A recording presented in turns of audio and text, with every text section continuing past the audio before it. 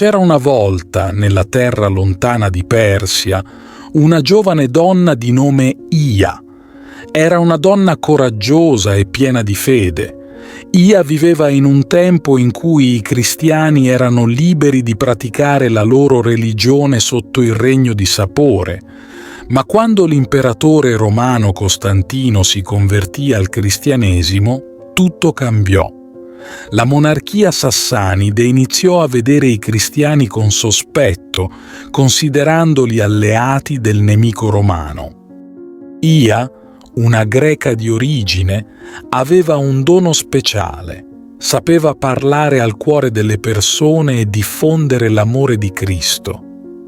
Molte donne persiane si avvicinavano a lei, attratte dalla sua forza e dalla sua serenità. Ia non aveva paura di raccontare a tutti la sua fede, anche se sapeva che poteva metterla in pericolo. Un giorno Ia fu arrestata. La portarono in una prigione oscura, dove le pareti umide e fredde sembravano sussurrare storie di dolore. Ma Ia non si lasciò abbattere. Pregava e cantava, e il suo spirito rimaneva forte. Gli aguzzini la sottoposero a torture crudeli, sperando di spezzare la sua fede. La frustavano, la colpivano, la deridevano, ma Ia resisteva. Passarono giorni, settimane, forse mesi. Ogni volta che pensavano di averla vinta, Ia trovava nuova forza nella sua fede. Raccontava di Gesù, del suo amore e del suo sacrificio. Anche in catene la sua luce brillava e le altre prigioniere trovavano conforto nelle sue parole. La sua forza d'animo arrivò alle orecchie delle guardie e perfino dei loro superiori, ma anziché avere pietà, decisero di mettere fine alla sua vita. La sentenza era la decapitazione. Il giorno dell'esecuzione, Ia camminò verso il suo destino con la testa alta. La gente che aveva conosciuto la sua storia si radunò lungo il percorso. Alcuni piangevano, altri pregavano, ma tutti erano toccati dal suo coraggio. Ia non vacillò.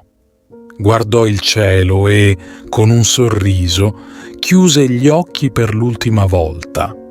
La sua anima lasciò quel mondo di dolore per unirsi al suo Creatore. Il suo sacrificio non fu vano. Il suo esempio di fede e coraggio rimase nel cuore di molti.